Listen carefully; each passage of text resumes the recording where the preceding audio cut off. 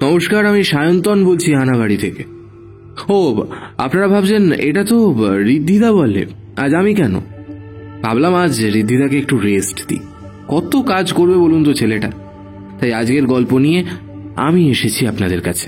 আমার গলায় বিভিন্ন স্বাদের গল্প শুনতে হলে সাবস্ক্রাইব করতে হবে হানাবাড়িকে। তাহলে সবাই কেমন আছো? আশা করি ভালো আছো আর সবাইকে ভালো রেখেছো। আর দেরি না করে চলো একসাথে আজকের গল্পটা শুনে নি। আজ তোমরা শুনবে লেখক অর্ণব ঘোষের কলমে কামিনী কুঠির নরখাদক। আজকের গল্প পাঠে রয়েছে আদিত্য। তাহলে চলো আর দেরি না করে আজকের গল্প শুরু করা যাক।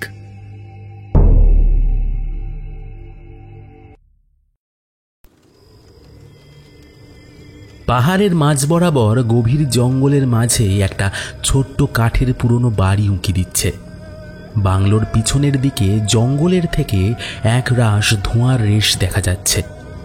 সবুজ অরণ্যের মধ্যভাগ থেকে ধূসর রঙের ধোঁয়াটে কুণ্ডলী আকাশের সাথে মিশে যাচ্ছে। ঘন জঙ্গলের মাঝ বরাবর একটা পুরনো ভাঙা মন্দিরের সিঁড়িতে বসে আছেন লাল কাপড় পরিহিত জটাধারী এক সন্ন্যাসী। তার সম্পূর্ণ মুখ দাড়িতে আবৃত, কানে লম্বা দুল, কাঁধ বরাবর নেমে এসেছে লম্বা চুল, গলায় দুটো মালা, একটা রুদ্রাক্ষের আর একটা কঙ্কাল মুন্ডের, চোখে করুর দৃষ্টি আর মুখে লেগে আছে এক রহস্যময় হাসি। সামনে মাটির উপর হাত জোর করে বসে আছে এক বছর 28-এর ছেলে। রোগা ছিপছিপে তার গড়ন, উড়োঝুড়ো চুল, চোখে মোটা ফ্রেমের চশমা। সামনে কিছু কাঠের উপর দাউ দাউ করে আগুন জ্বলছে। সেই সন্ন্যাসী বেশের লোকটি বললেন, তোকে তো বললাম, তুই যদি আমার কাজে সহকারী হোস, তোর উন্নতির দায়িত্ব আমার। যা। কি বাজখাই কণ্ঠ তার, যেন কামান দাগল। ভারী খোনা খোনা কণ্ঠে তিনি আবার বললেন, কিরে, চুপ করে আছিস কেন? ভয় পেলি নাকি? হ্যাঁ, ভয় পেলে কিন্তু হবে না। না না, ভয় পাবো কেন? কিন্তু আমাকে কি করতে হবে বললেন না? বলবো। আপাতত আমার খুব খিদে পেয়েছে, কিছু খিলাতে পারিস আমাকে? নিশ্চয়ই। আপনি আমিষ খান না নিরামিষ? মানুষ আমিষ হয় না নিরামিষ? হ্যাঁ। ভয়ানক এক অট্ট হাসিতে ফেটে পড়লেন সেই সন্ন্যাসী। সেই দেখে ভয় পেয়ে গেল সামনে বসা ছেলেটা। কিছুক্ষণ পরে হাসি থামিয়ে সেই সন্ন্যাসী বললেন,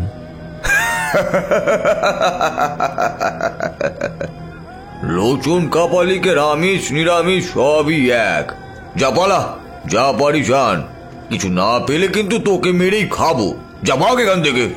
ছেলেটা ভয়ে আবার ছুটে গেল সেই বাড়িটার দিকে।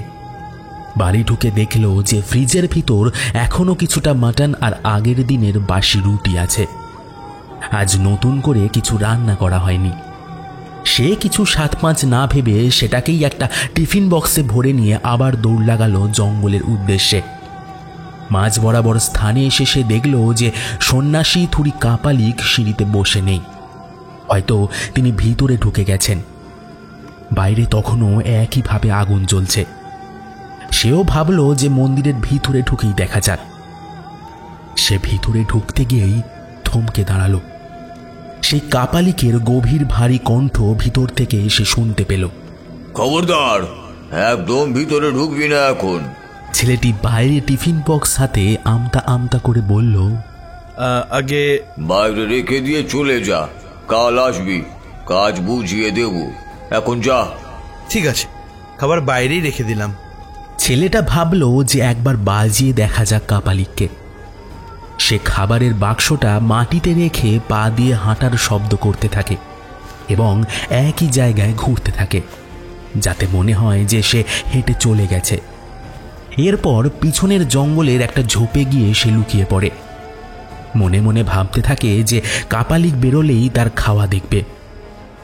কিন্তু হঠাৎ আকাশ বাতাস ফেটে ধ্বনিত হলো সেই একই কণ্ঠস্বর, আমার সাথে মশকরা করিস না ছোকরা, ফল একদমই ভালো হবে না।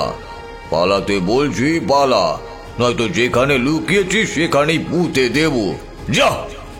অন্ধকারের মধ্যে ভয়ে ঝোপ ঝাড় ডালপালা ভেঙে দৌড়তে লাগলো ছেলেটা। পিছন থেকে শুধু কাপালিকের অট্টহাসির শব্দ প্রতিধ্বনিত হয়ে কানে আসতে থাকে তার। সে শুধু দৌড়চ্ছে, গভীর অন্ধকারের মধ্যে দিয়ে আরো অন্ধকারে দৌড়েই যাচ্ছে, কারণ থামবার উপায় নেই।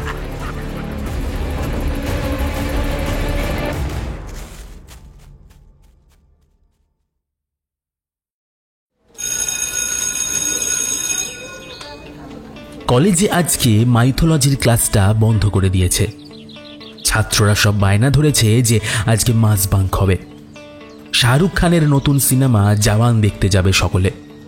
অনিকেতের মনে পড়ে গেল যে কলেজ জীবনে তারাও কত ক্লাস এভাবে বাঙ্ক মেরে আড্ডা দিয়েছে, সিনেমা দেখেছে, প্রেম করেছে।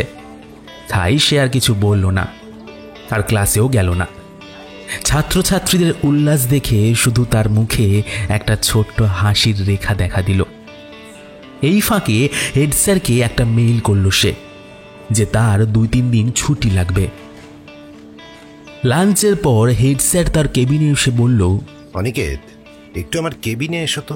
অনিকেত উঠে গিয়ে হেড স্যারের কেবিনে ঢুকল। তাকে বসতে বলতেই হেড স্যার বলল, কি আজও সবাই ডুব দিয়েছে? অনিকেত কোনো উত্তর দিল না, শুধু মাথা নিচু করে একবার হাসল। হেড স্যার চোখের চশমা খুলে তার কাঁচ মুছতে মুছতে বলল, এই নিয়ে মাসে তৃতীয়বার। কি হচ্ছে এগুলো অনিকেত?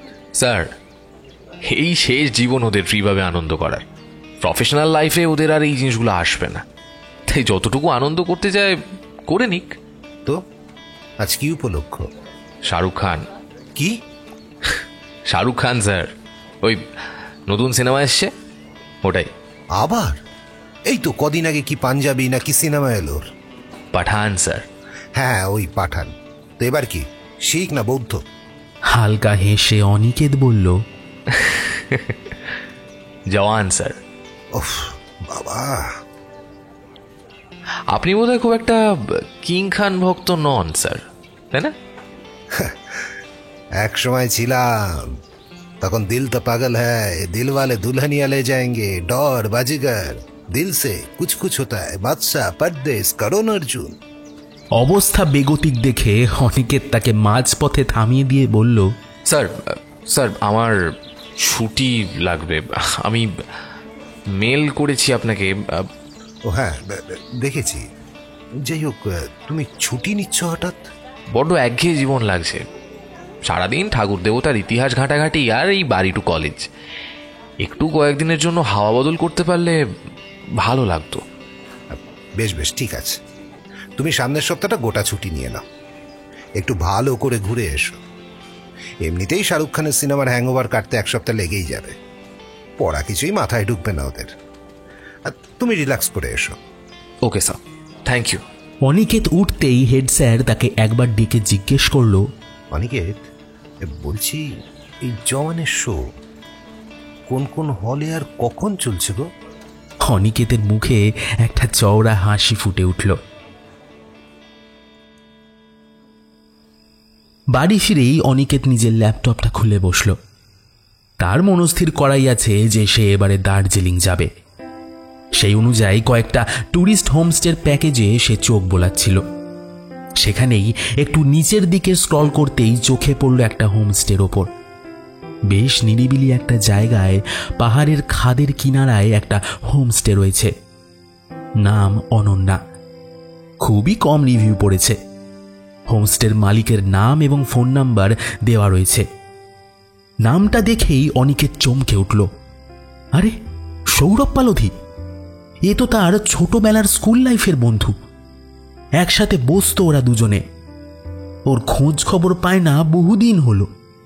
চটপট নিজের ফোন নিয়ে ওর নাম্বারটা ডায়াল করল। রিং হচ্ছে ওপাশ থেকে।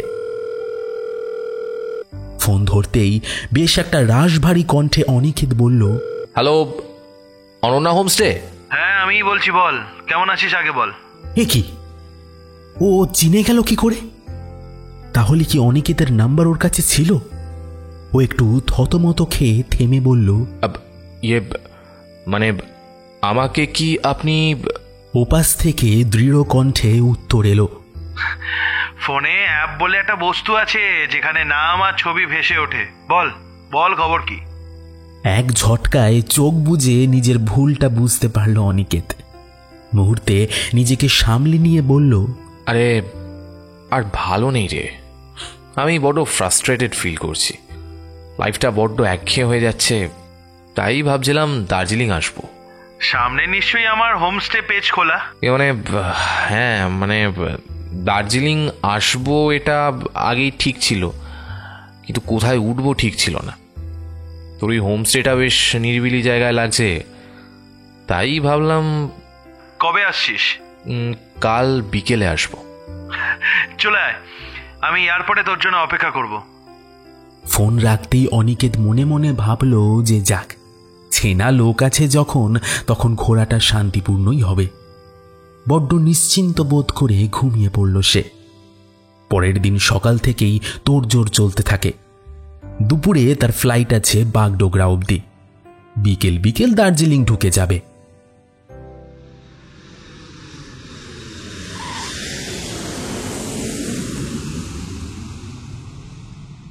বাগডোগরা এয়ারপোর্টে দাঁড়িয়েছিল সৌরভ।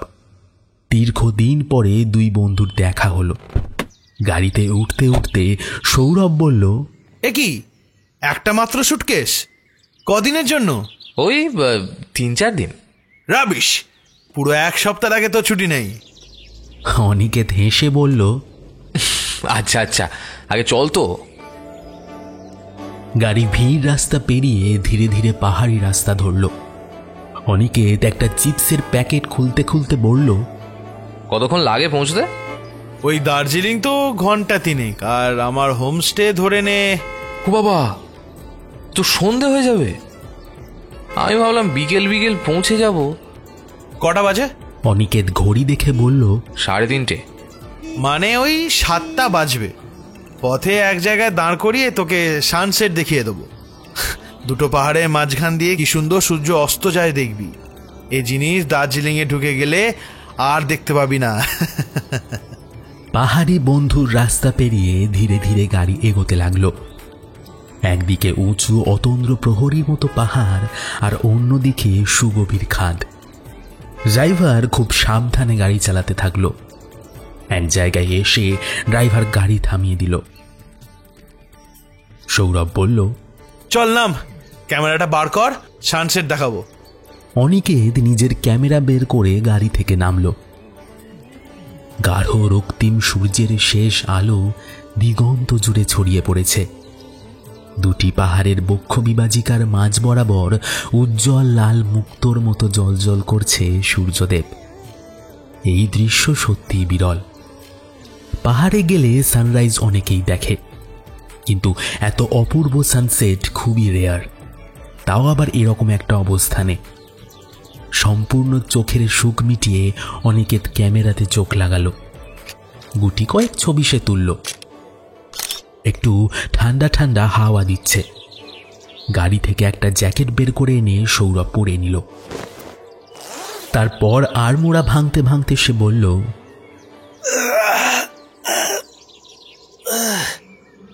তোর সেই দেবদেবীর শখ এখনো আছে? ওটাই তো পেশা রে। বাবা, নেশা টু পেশা মানে পুজো করিস নাকি? কলেজে মাইথোলজি পড়াই, অ্যানসিয়েন্ট হিস্ট্রিও পড়াই। আচ্ছা, আজকালকার ছাত্রদের এইরকম ইন্টারেস্ট আছে এই বিষয়? পুরো দমে। ধীরে ধীরে সূর্য সম্পূর্ণ বিলীন হয়ে গেল পাহাড়ের কোলে। শেষ আলোর কিছু ছটা এখনো আকাশকে আলোকিত করে রেখেছে। সৌরভ বলল, চল যাওয়া যাক। গাড়ি এবার সোজা চলল অনন্যা হোমস্টের উদ্দেশ্যে। দার্জিলিং ঢুকতেই শহরের জমজমাট পরিবেশ চোখে পড়ল অনিকেতের। এখান থেকে বেশি দূরে নেই আর তাদের গন্তব্য। রাস্তায় শুধু একবার অনিকেত প্রশ্ন করল, তোর হোমস্টেটা শহরের থেকে একটু বেশি দূরে, এই একটাই যা মাইনাস পয়েন্ট। সারা জীবন তো শহরেই থাকলি, পাহাড়ে এসে যদি প্রকৃতির কোলে নাই এলি তাহলে আর কি করলি? হ্যাঁ, আমার হোমস্টেতে লোক কম আসে ঠিক কথা, কিন্তু যারা আসে প্রপার অথেন্টিক লোক আসে, স্পেশালি হানিমুন কাপল। ওদের একটু নিরিবিলি পরিবেশ ভালো লাগে তো নাকি? দুজনেই একসাথে হেসে উঠল। একটা ছোট্ট পাহাড়ি উপত্যকায় অনন্যা হোমস্টেটা অবস্থিত। ছোট্ট বেড়ার গেট, সেটা খুলে গাড়ি ঢুকতেই অনিকেত দেখল একটা কাঠের হোমস্টে। সামনে বনফায়ার এবং বসার জন্য কিছু চেয়ার পাতা আছে। বারান্দার এন্ট্রান্সে কতগুলো উইন্ড চাইম ঝুলছে। হাওয়ায় সুন্দর একটা আওয়াজ আসছে। অনিকেতের বেশ ভালো লাগলো পরিবেশটা।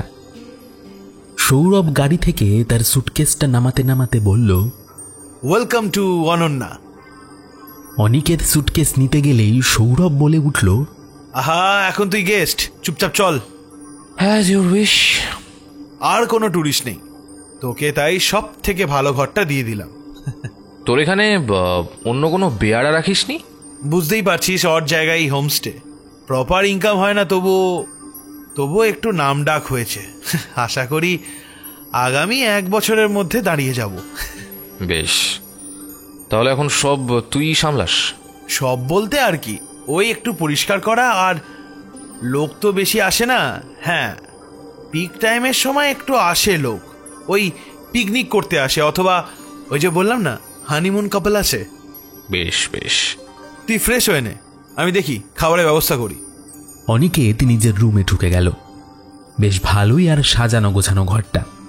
2 কিং সাইজ বিছানা রয়েছে, আর তার সাথে রয়েছে একটা বড় সোফা, একটা টেবিল, একটা বড় টিভি আর সুন্দর একটা বাথরুম।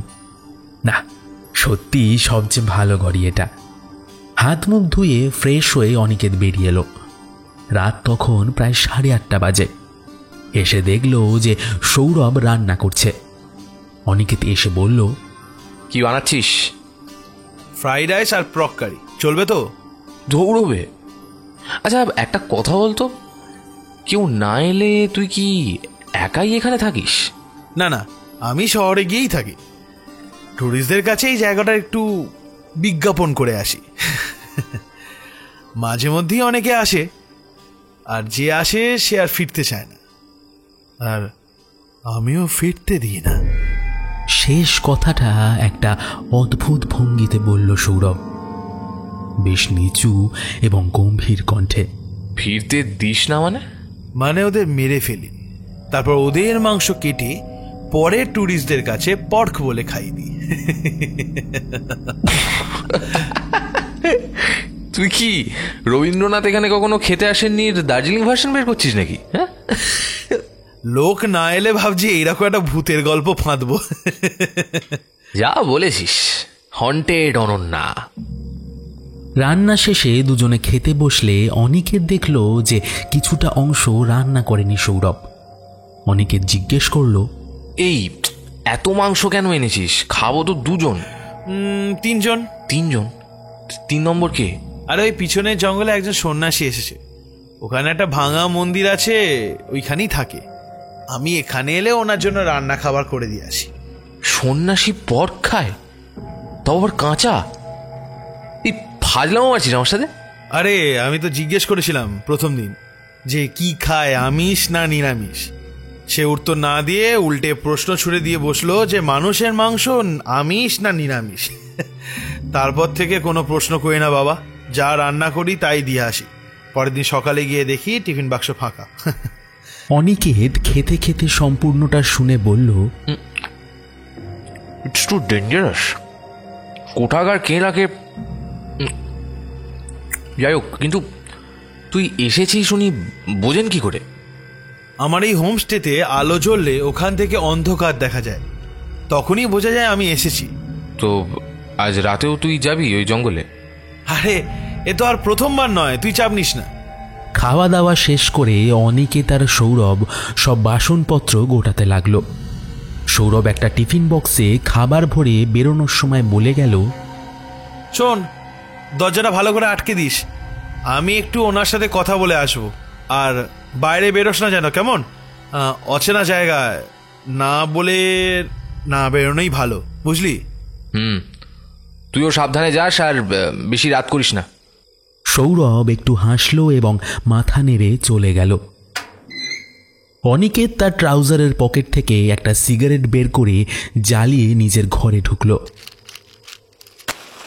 কিরকম যেন একটা খটকা লাগছে তার। এক রাশ ধোঁয়া উড়িয়ে নিজের মনে বিড়বিড়ি করে বলল,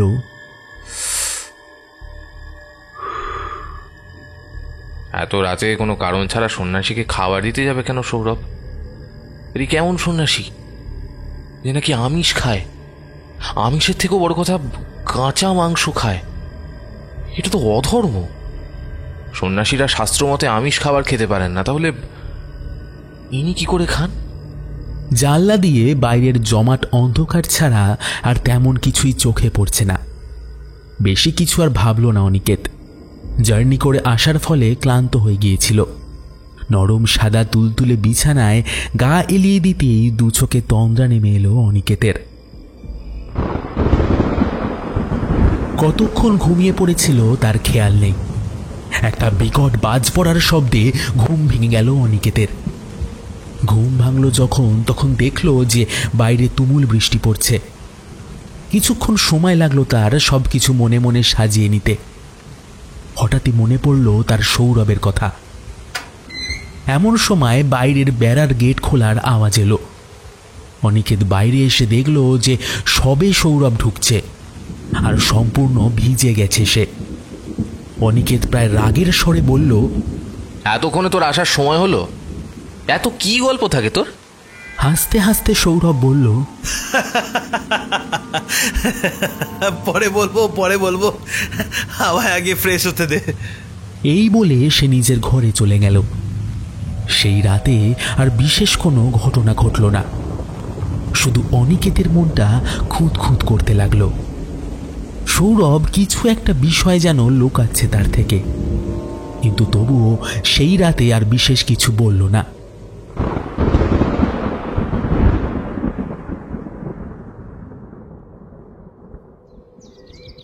পরের দিন সকালে উঠে অনিকেত দেখে যে সৌরভ উঠে গরম গরম কফি নিয়ে বাইরের ফাঁকা জায়গায় পেতে রাখা চেয়ারের দিকে এগোচ্ছে। এখন সেখানে একটা টেবিলও পাতা রয়েছে। অনিকেত মুখ হাত ধুয়ে বাইরে এসে সৌরভের পাশে বসল। গরম কফি হাতে তুলে নিয়ে এক চুমুক দিতেই সৌরভ জিজ্ঞাসা করল, আজকে বেরোবি তো? হ্যাঁ, তুই যাবি তো আমার সাথে? হ্যাঁ চল, আমি গাড়িওয়ালাকে জানিয়ে দিয়েছি। তার আগে একটা কথা বল, তোর ওই সন্ন্যাসী বাবা কাল কি এত গল্প করলো তোর সাথে? আরে ওনার সঙ্গ বেশ ভালো লাগে, অনেক কিছু নতুন নতুন জিনিস জানতে পারি। বলে আমাকেও নিয়ে চল আজকে, আমি একটু বাবার বাণী শুনে আসি। দাঁড়া, এত তাড়াহুড়ো করিস না। লোকটা একটু যাকে বলে কড়া গোছের, বুঝলি তো, বেশি মানুষ সঙ্গ ভালোবাসেন না। আমি আজকে জিজ্ঞেস করি, তারপর কাল তোকে নিয়ে যাব, কেমন? অনিকেতের সন্দেহটা আবার মাথাচাড়া দিয়ে উঠল। কি এমন বিষয় চলছে তাদের দুজনের ভিতর যে এত গোপনীয়তা অবলম্বন করতে হচ্ছে? সৌরভ এরপর আগের দিনের গাড়িওয়ালাকে ফোন করে ডেকে নিল। সারাদিন ধরে অনিকেত এবং সৌরভ দার্জিলিংয়ের আশেপাশের বিভিন্ন জায়গা ঘুরে দেখল। পাহাড়ের মাঝে রাস্তার হোটেলে মোমো খাওয়ার অনুভূতি নিয়ে নিল দুজন। সারাদিনের ঘোরাঘুরি, দার্জিলিংয়ের চা বাগান ভ্রমণ, সূর্যাস্ত দেখা এবং সবশেষে গ্লেনারিজে ডিনার। সারাদিনে অনিকেতের মনে সেই সন্ন্যাসীর কোনো কথাই মনে ছিল না। এই শেষ ভাগে এসে আবার মনে পড়ে গেল সেই কথা। সেটা অবশ্য সৌরভের একটা কাজেই মনে পড়ল। সৌরভ আর অনিকেত গ্লেনারিজ থেকে বেরোনোর সময় দুটো বড় প্যাকেট নিয়ে বেরোলো। অনিকেত জিজ্ঞেস করতেই সে বলল, ওই সাধুর জন্য একটু মুরগির মাংস নিয়ে এলাম। তুই আমাকে আগে বল, তুই ওনাকে কাঁচা মাংস দিয়ে আসিস, উনি খান কি করে? নাকি কাঁচাই চিবি চিবি খান? না, উনি আগুনে পুড়িয়ে খান। আচ্ছা, একটা কথা জিজ্ঞেস করব, মানে যদি কিছু মনে না করিস। হ্যাঁ বল। বলছি, সন্ন্যাসীদের তো আমিষ খাওয়া বারণ, মানে আমিষ খাওয়া উচিত নয়। তা তুই কখনো জিজ্ঞেস করিসনি যে উনি কেন খান? বা করেছিলাম রে। দেখ, সত্যি বলতে উনি সন্ন্যাসী নন, উনি কাপালিক। এবার আমি জানি না কাপালিকদের আমিষ খাওয়া উচিত কি অনুচিত। তুই কি করে জানলি উনি কাপালিক? একটু ইতস্তত করে সৌরভ বলল, মানে উনি একবার পুজো আর যজ্ঞের কাজ করেছিলেন, তাই মনে হলো। তুই দাঁড়া, আমি আজকে খাবারটা দিতে গিয়ে জিজ্ঞেস করব তোর কথা। উনি আনতে বললে তোকে নিয়ে যাব, কেমন? বেশ। অনিকেতের মনের খুঁতখুঁত এখনো দূর হলো না। সে মনে মনে স্থির করল যে আজ রাতে সে সৌরভের পিছন পিছন যাবে, গিয়ে দেখবে যে আসল ঘটনাটা কি, কি জটলা পাকিয়ে রাখা হচ্ছে সেই জঙ্গলের মধ্যে।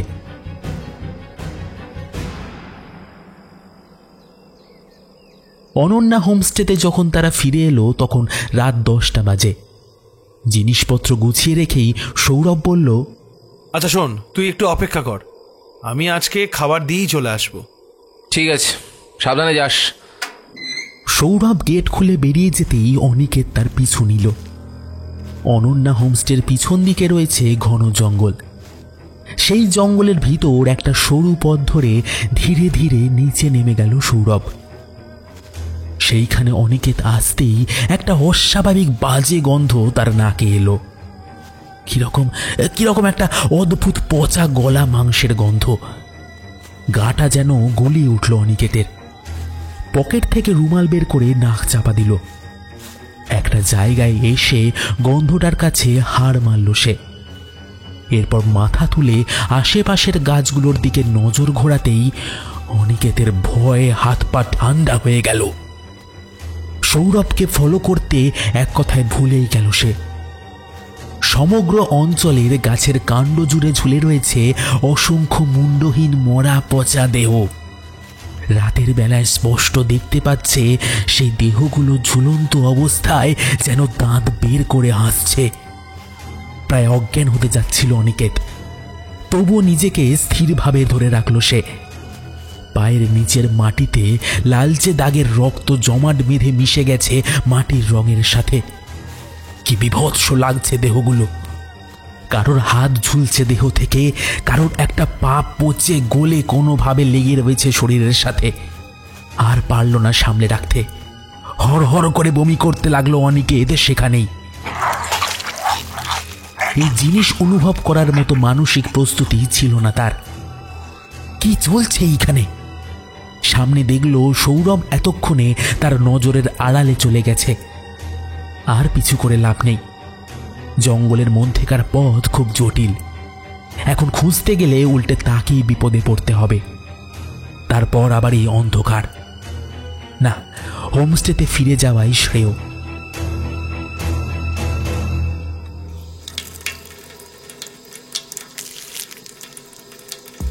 হোমস্টেতে নিজের ঘরে প্রবেশ করে আগে চোখে মুখে জল দিয়ে শরীরটা ধাতস্থ করে নিল সে। এরপর অনিকেত ভাবতে বসল গভীরভাবে। নিজের ব্যাগ থেকে নোটবুক বের করে বেশ কতকগুলো পয়েন্ট সে নোট ডাউন করে নিল। কেন অনন্যা হোমস্টে শহর থেকে এত দূরে করা হলো? শুধুই কি প্রাকৃতিক ফিলিং দেওয়ার উদ্দেশ্যে, নাকি আড়ালে অন্য কিছু চলছে? যেই হোমস্টেটাই একটা লোকের একমাত্র ওয়ে অফ ইনকাম, আর যেখানে লোক খুব কম আসে সেখানে এত লাক্সারিয়াস একটা হোমস্টে মেনটেন করার অর্থ কোত্থেকে পায় সে? কাঁচা মাংস কাপালিককে কেন দেওয়া হয়?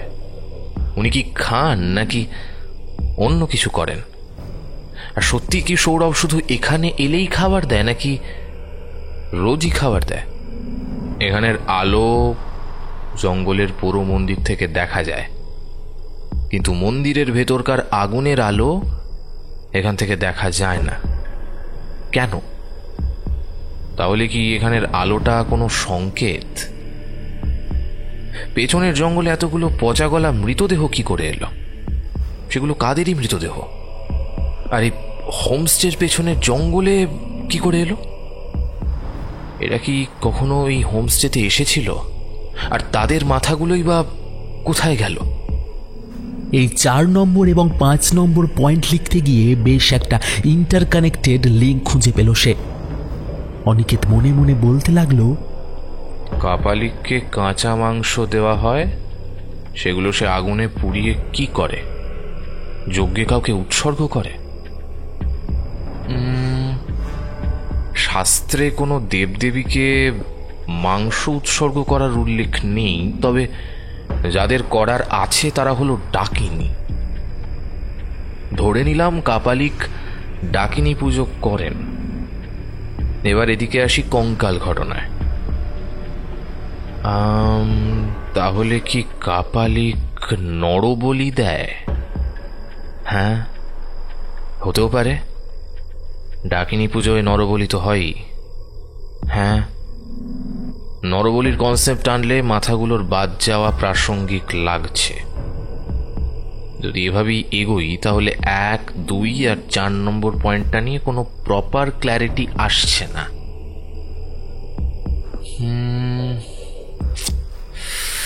What am I missing? What am I missing? Wait.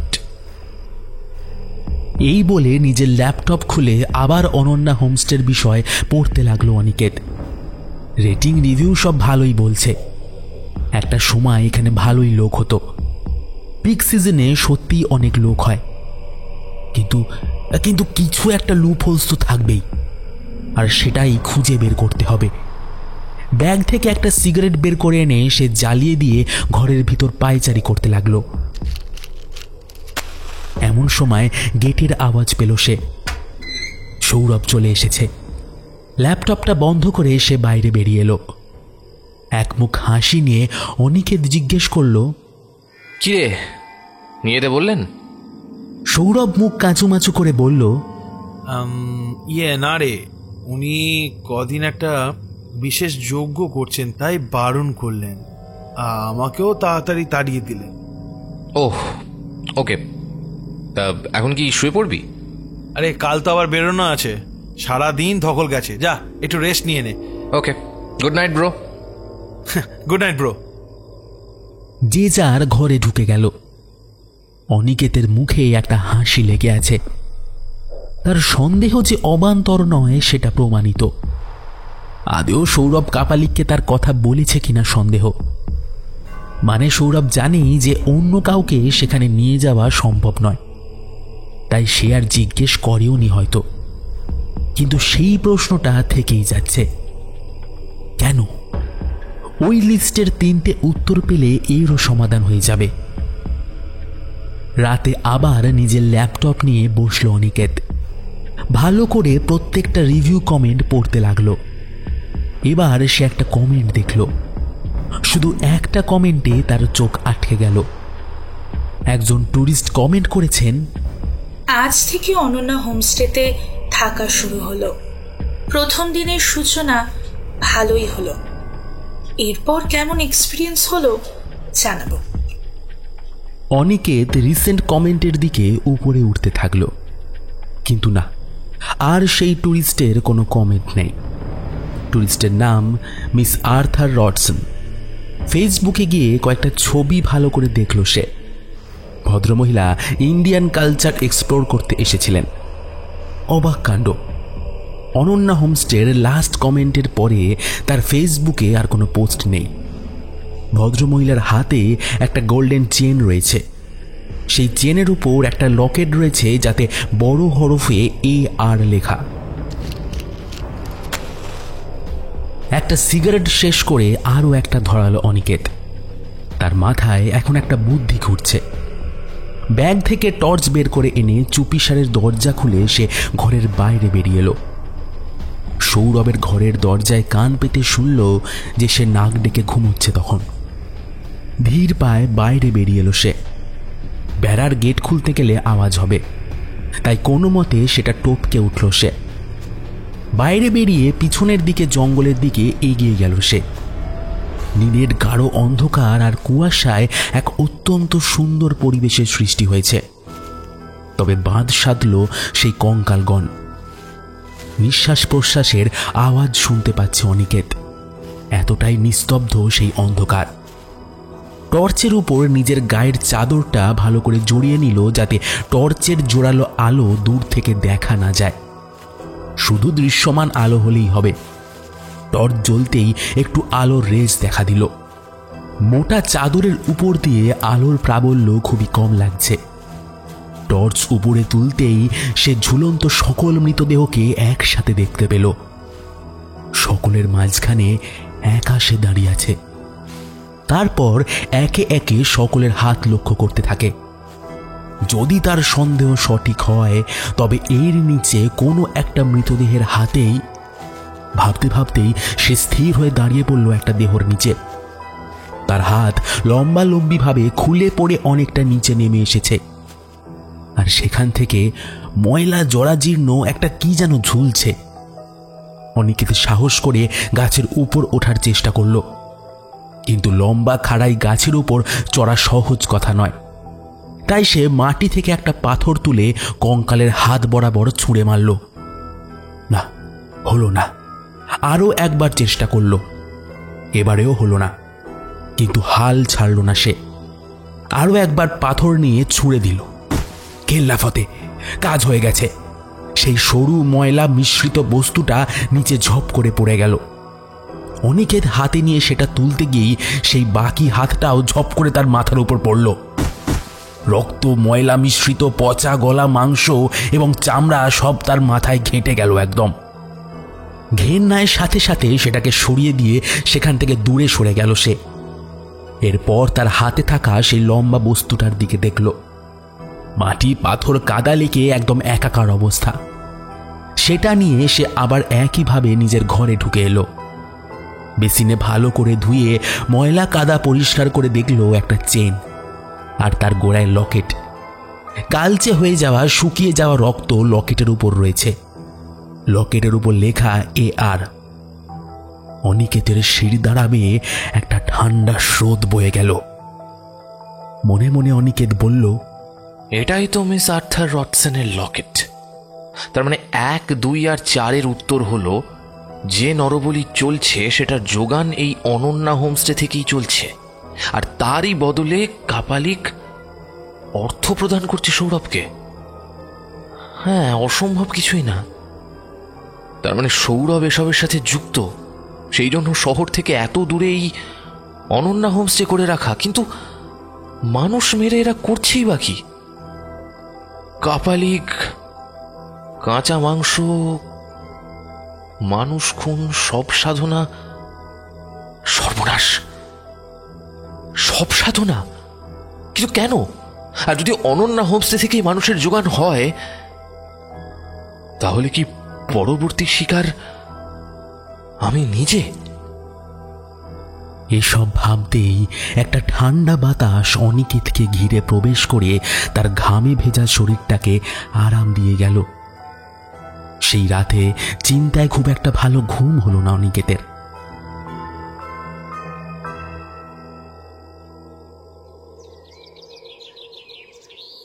পরের দিন সকালে উঠে অনিকেত সৌরভকে বলল, আজ আর বেরোবো না। কেন, কি হলো? শরীরটা একটু ব্যাজ ব্যাজ করছে। জ্বর আসছে নাকি? না না, তেমন কিছু না। তুই যা, খাবার দাবার নিয়ে আয়। ঠিক আছে, বলছি শরীর খারাপ লাগলে আমার ঘরে ওষুধ আছে, খেয়ে নিস, কেমন? Sure bro. একটু পরে সৌরভ বেরিয়ে যেতেই অনিকেত সৌরভের ঘরে ঢুকল। তার সমস্ত ঘর জুড়ে তন্ন তন্ন করে খুঁজল। সে খুঁজছে তার কাপালিকের দেওয়া পয়সা।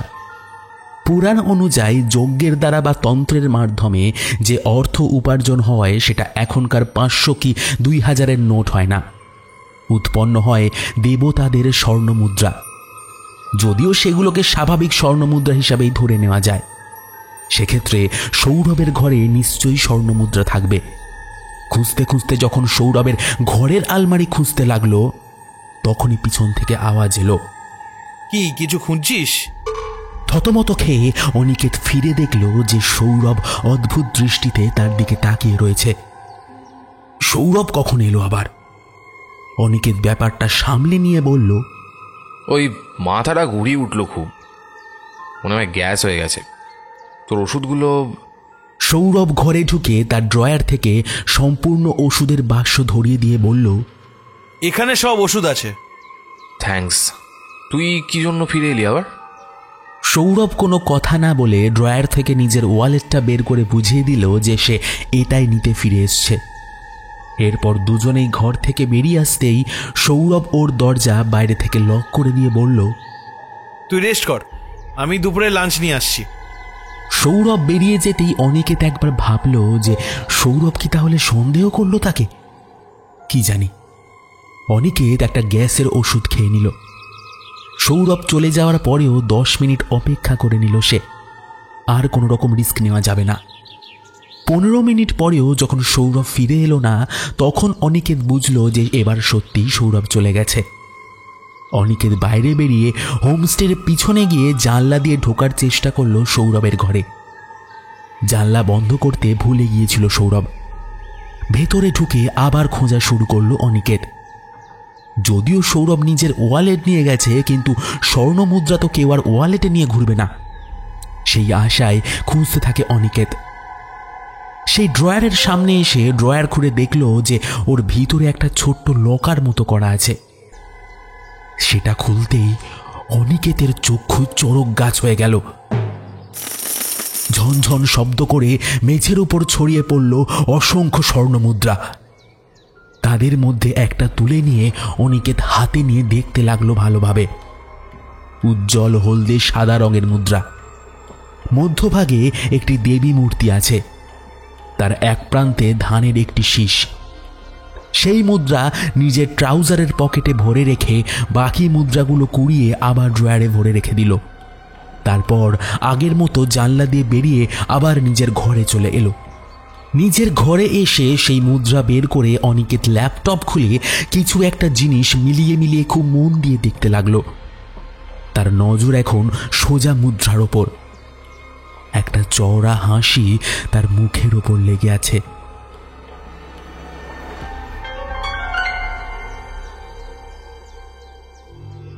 দুপুরে লাঞ্চের জন্য ফিরে এলো সৌরভ।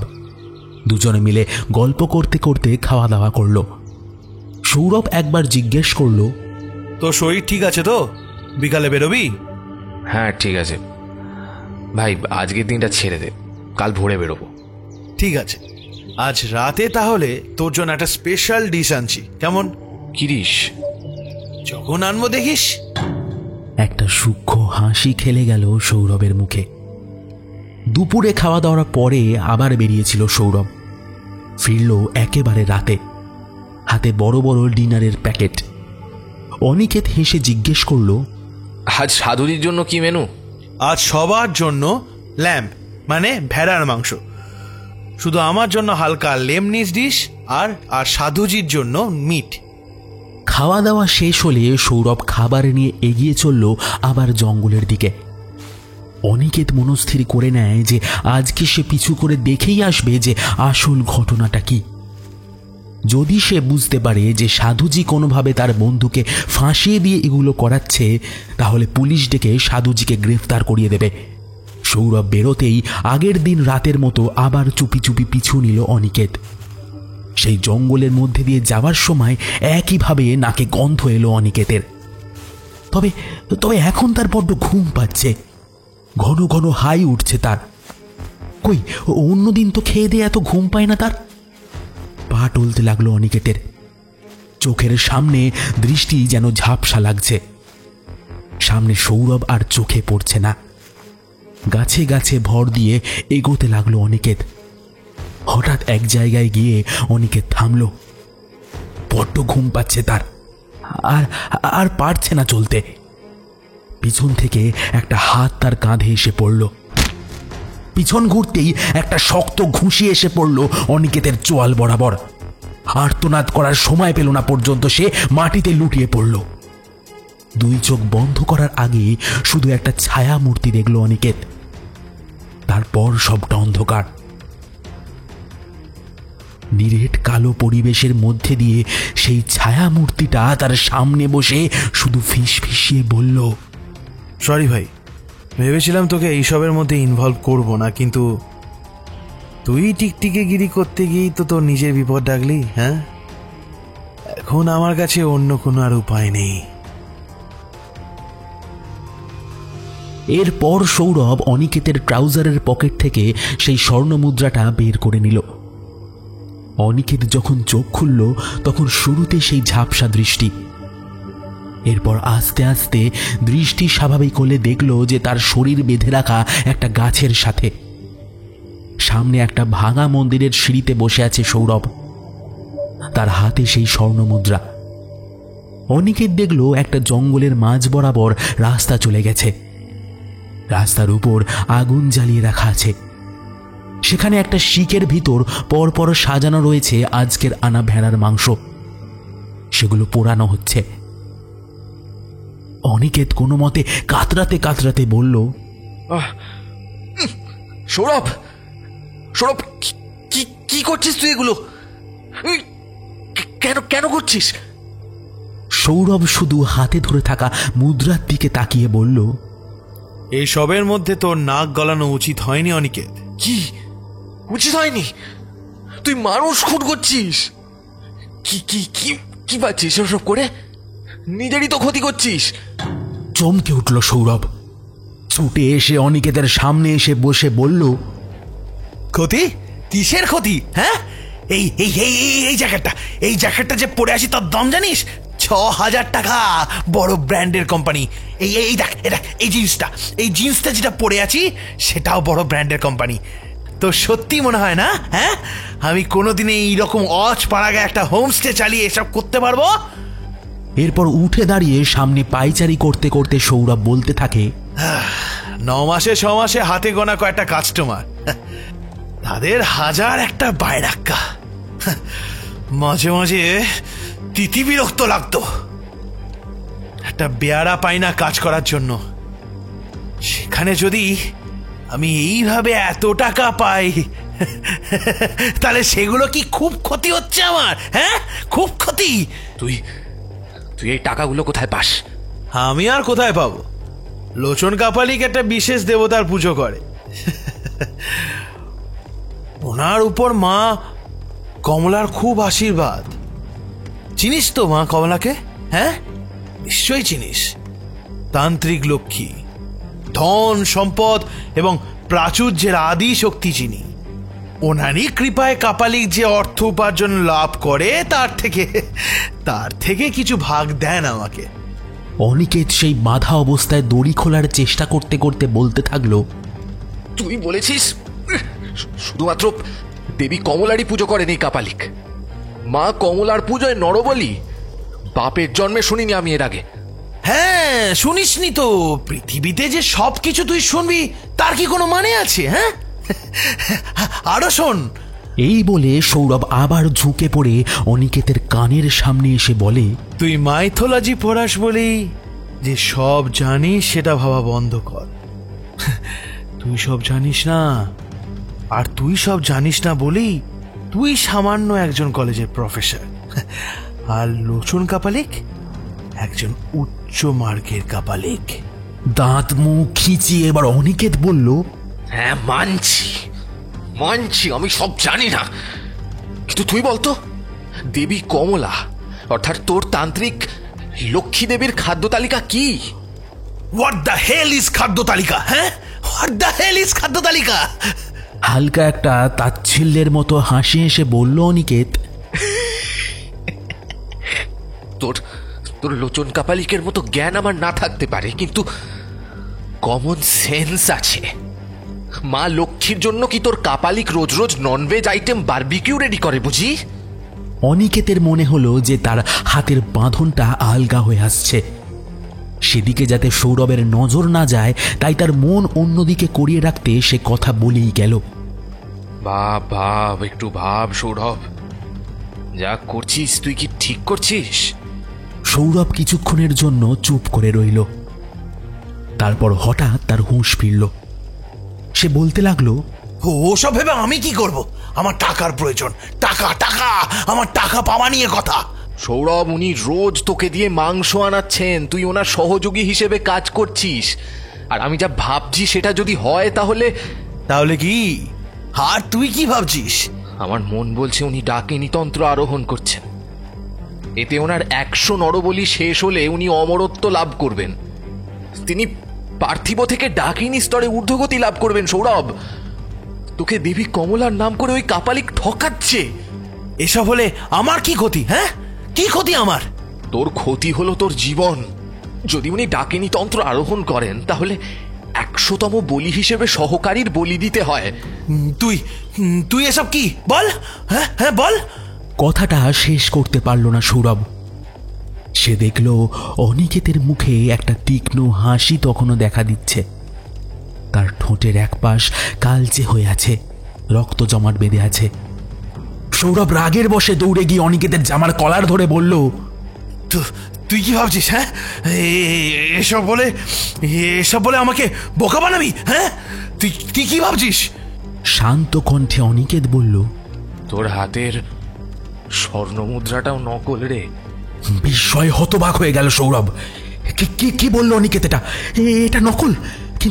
কিন্তু এই মুদ্রা নকল হলে এতদিন সেগুলোর দাম পেল কি করে? সে আবার কলার চেপে ধরে বলল, আর মিথ্যা বললে লাভ নেই অনিকেত, আমি এগুলো বাজারে অনেক দাম পাই। এই একটা মুদ্রা প্রায় 1000 টাকা। এইরকম 100টা মুদ্রা জমা দিলে আমাকে 1 লাখ টাকা দেয়। আসল মুদ্রা দিলে এতদিনে তুই কোটিপতি হয়ে যেতিস। তোর মুদ্রা খুলে দেখ দেখ দেখ, একদিকে ধানের শীষ আছে, আসল মুদ্রায় সেইখানে শঙ্খ থাকে যার এক একটার মূল্য প্রায় 1 লাখ টাকা। 100টা দিলে 1 কোটি। তুই কি করে জানিস? কাম অন, মাইথোলজির প্রফেসর, এইটুকু না জানলে আর কি বা করলাম। একটু অন্যমনস্ক হয়ে আসে সৌরভ, আর সেই ফাঁকে নিজের হাতের বাঁধন খুলে ফেলে অনিকেত। ঝাঁপিয়ে পড়ে সৌরভের ওপর। সৌরভ এরকম হঠাৎ আক্রমণের জন্য একেবারেই প্রস্তুত ছিল না। দুজনে মিলে ঝাপটাঝাপটি করতে থাকে। ধুলো মাখা রাস্তায় দুই বন্ধুর মরণ প্রাণ লড়াই চলতে থাকে। যেই স্থানে আগুন জ্বলছিল সেই স্থানে একটা খড়গ রাখা আছে, সেটা আগেই দেখে রেখেছিল অনিকেত। একটা লাঠি মেরে সৌরভকে নিজের উপর থেকে সরিয়ে দৌড়ে সেদিকে গেল সে। সৌরভও উঠে পিছন পিছন দৌড়ে গেল। অনিকেত বুঝলো যে যা করার তাকে এক ঝটকায় করতে হবে। সে এক হাতে খড়গ তুলে নিয়ে রিফ্লেক্সে এক ঝটকায় সৌরভের মাথাটা দেহ থেকে আলাদা করে দিল। অনিকেত মাটিতে শুয়ে পড়ে দেখল যে ফিনকি দিয়ে ছুটছে রক্ত। সৌরভের মুন্ডহীন দেহটা আর মুন্ডুটা দুটো আলাদা জায়গায় পড়ে আছে। যাক, একজনের রেহাই হলো। এবার অনিকেত উঠে গিয়ে একবার সৌরভের দেহের সামনে গিয়ে দাঁড়ালো। বহু পুরনো স্মৃতি ভেসে উঠল তার মনের মণিকোঠায়। কি থেকে যে কি হয়ে গেল। এরপর সে সৌরভকে সেই গাছের সাথে বেঁধে দিয়ে মুন্ডুটা ঠিকভাবে সেট করে বসিয়ে দিল। তারপর কালো কাপড়ে মুন্ডুটা ঢেকে দিল। তারপর ঝোপের আড়ালে নিজেকে লুকিয়ে নিল। এখন দেখার যে তার সম্পূর্ণ অনুমান সত্যি কিনা। কিছুক্ষণ পরে মন্দিরের ভিতর থেকে একজন মানুষ বেরোলেন, আর তার পিছন থেকে বেরোলো এটা কোন প্রাণী? অর্ধনগ্না শরীর, মাথার চুল প্রায় মাটি ছুঁয়েছে, লাল লম্বা জিহ্বা যেন টাটকা রক্তে ভেজা, চোখের ভিতর যেন অন্ধকারের নীরের গর্ত, গলায় কাঁটার হার পরিধেয়, কোনো মতে এগিয়ে বেঁকিয়ে হাঁটছে।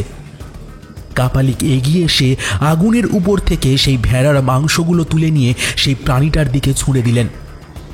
সেই প্রাণীটা বন্য নেকড়ের মতো সেগুলো মাটিতে ফেলে খেতে লাগলো। পার্থিব কোনো জীবের খাওয়া নয় এই খাওয়া। যে কোনো সুস্থ মানুষ বমি করে দেবে এই খাওয়া দেখলে। তারপর কাপালিক সামনে মৃতদেহের দিকে ঘুরতেই সে মাটিতে পড়ে থাকা রক্ত দেখতে পেলেন। একটা সন্দেহের উদ্রেক হলো ওনার মনে।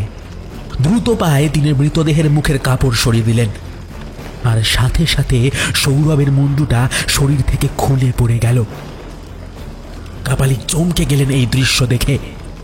এই মৃতদেহকে তার বলি দিয়ে তার উপর সব সাধনা করার কথা ছিল, কিন্তু সৌরভ তার টোপ ছিল।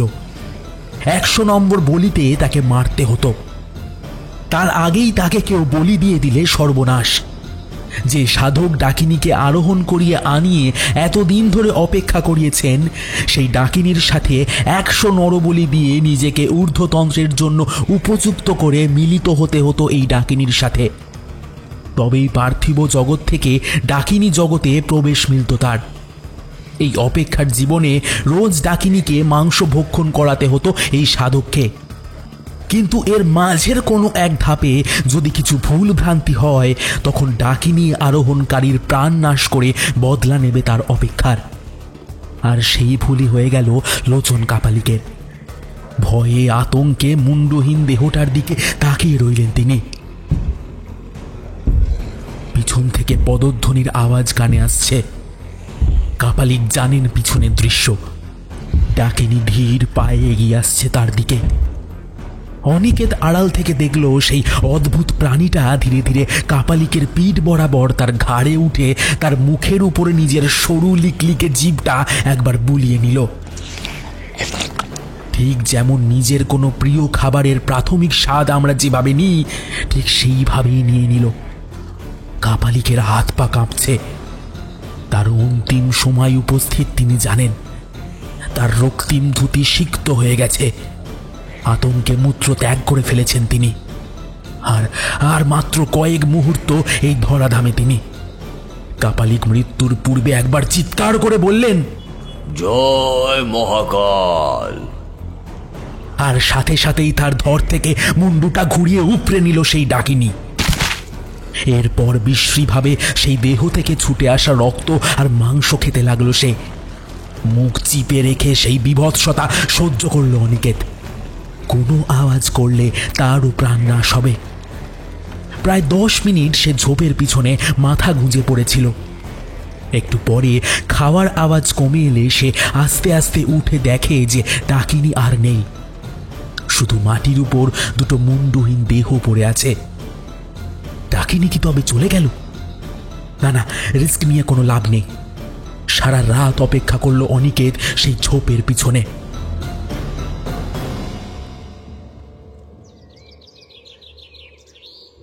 ভোরের প্রথম আলো ফুটতেই ঝোপ থেকে হাসি মুখে বেরিয়ে এলো সে।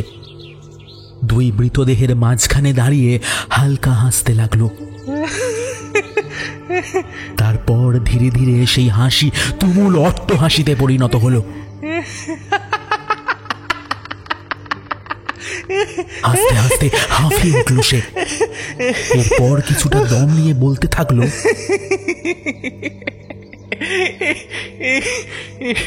সৌরভ, এই মুদ্রাই আসল মুদ্রা ছিল রে। আমার কথায় বিশ্বাস করে সামান্য অন্যমনস্ক হলি আর এই অবস্থা। দেবী কমলার আশীর্বাদ সত্যিই ছিল রে তোর কাপালিক গুরুর ওপর। কিন্তু হিতে যে বিপরীত হয়ে গেল রে ভাই। এখন আমার অনুমান যা বলছে, ভেতরে ঢুকলে আমি হয়তো দাঁড়া আমি না হয় এবার গিয়েই দেখি, তারপর বলছি। অনিকেত সেই পৌর মন্দিরের ভিতরে গেল। অন্ধকারের মন্দিরের ভিতরের অংশে সূর্যালোক খুব কম পড়ে, আর ভোরের বেলাতে একটু অন্ধকারই থাকে। অনিকেতের উল্লসিত চিৎকার শোনা গেল ভিতর থেকে, সৌরভ, দেখ কি পেয়েছি, দেখ। একটা বড় কমলা দেবীর স্বর্ণ মুদ্রা পরিপূর্ণ মাটির ঘড়া টানতে টানতে মন্দিরের বাইরে নিয়ে এলো অনিকেত। বড্ড ঘেমে গেছে সে। কপাল থেকে ঘাম মুছতে মুছতে সৌরভের দিকে তাকিয়ে সেই একই হাসি দিয়ে বলল,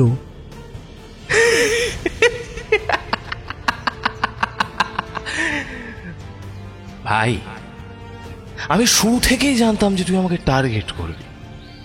ইন্টারনেটে পড়েছিলাম, দেবী কমলার শক্তি কেউ যদি ভুল কাজে ব্যবহার করে, তাহলে তাকে যে থামাবে তাকে দেবীর আশীর্বাদ স্বরূপ 1 ঘড়া স্বর্ণ মুদ্রা দেওয়া হবে। এই জন্য বলি, একটু বুদ্ধি থাকতে হয়।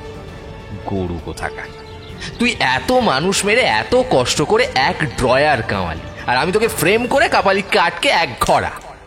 সাহস করে যদি একদিন ভেতরে ঢুকে কাপালিককে আটকাতি, তাহলে আজ এত কিছু করে কিনা 1 ড্রয়ার। 1 মিনিট, তোর ড্রয়ারের মোহরও তো এখন আমার। যদিও আমি তোর মতো লোভী নই। যতজন তোর হোমস্টেতে থেকেছিল তাদের প্রত্যেককে আমি ক্ষতিপূরণ দেব। বাকিটা দেখা যাক।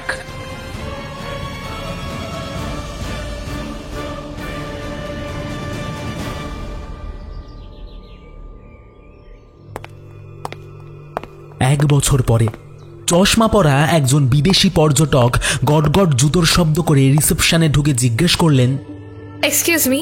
Yes, ma'am. Actually, I have a booking to Ananya, but I want to replace this booking to the Hilltop one. I know it's the very last moment, but is it possible for now, please? Sure, ma'am. Just a minute. Hill টপে অবস্থিত সবচেয়ে পুরনো কাঠের অনন্যা হোমস্টের রিসেপশনের ফোনটা বেজে উঠল। পরপর দুবার রিং হতেই ফোন তুলে নিল। ওপাশ থেকে আওয়াজ এলো, Sir, is there any room available for one person? একটা হালকা হাসি হেসে অনিকেত শুধু বলল, শিওর।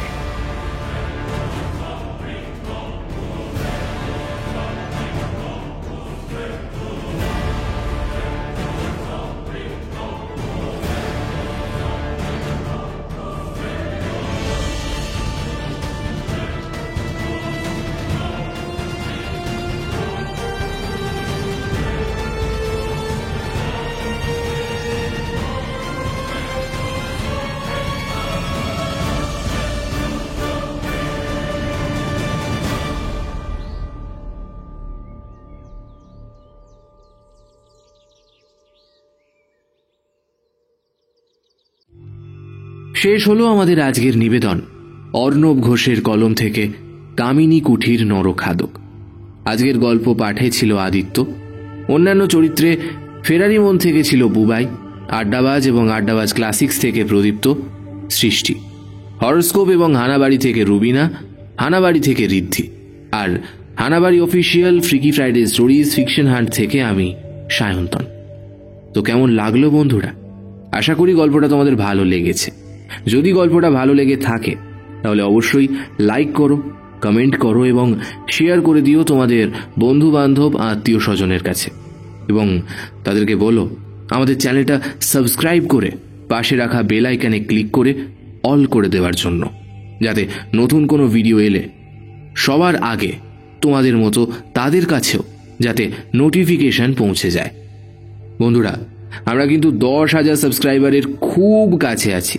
তোমরা তাড়াতাড়ি এই চ্যানেলটাকে 10,000-এর একটা পরিবার করে তোলো। আমি জানি তোমরা পারবে, আর তোমরাই পারবে। তাড়াতাড়ি করে 10,000-এর পরিবার পূরণ করে ফেলো, আর পূরণ হলেই তোমাদের সামনে আসবে বিভিন্ন ধরনের সেগমেন্ট। তো বন্ধু, আজ এই পর্যন্তই। দেখা হচ্ছে পরবর্তী গল্পে খুব তাড়াতাড়ি। ততদিন ভালো থেকো, সুস্থ থেকো, হানাবাড়ির পাশে থেকো, আর ভয় থেকো। শুভরাত্রি।